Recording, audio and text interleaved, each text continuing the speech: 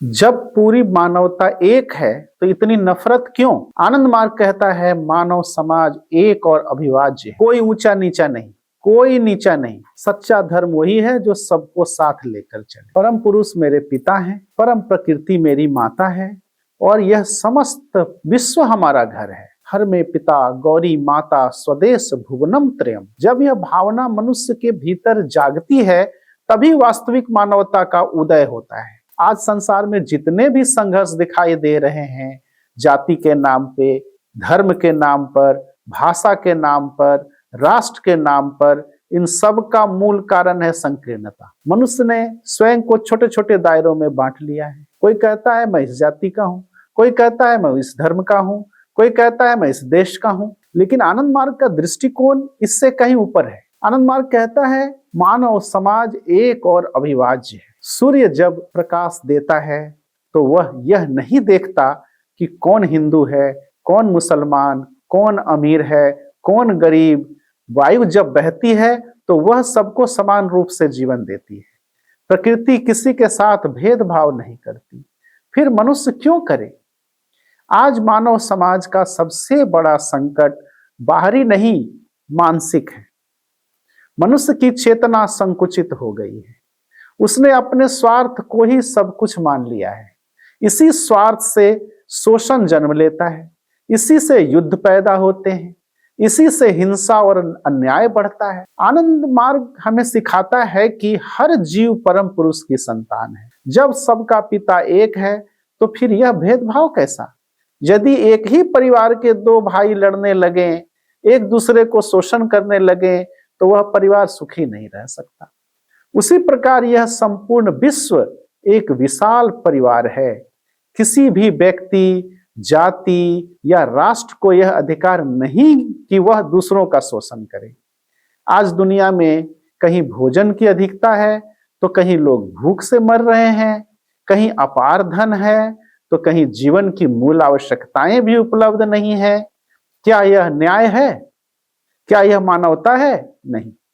यह उस व्यवस्था का परिणाम है जिसमें मनुष्य ने व्यक्तिगत स्वार्थ को सर्वोच्च बना दिया। आनंद मार्ग का प्रौत सिद्धांत कहता है कि इस विश्व की संपत्ति संपूर्ण मानवता की साझा धरोहर है। प्रत्येक व्यक्ति को जीवन की मूल आवश्यकताएं अन्न, वस्त्र, शिक्षा, चिकित्सा और आवास मिलना ही चाहिए।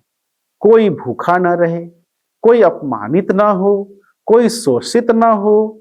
यही एक स्वस्थ समाज का पहचान। लेकिन केवल आर्थिक परिवर्तन पर्याप्त नहीं है। समाज को बदलने के लिए मनुष्य के भीतर आध्यात्मिक जागरण आवश्यक है।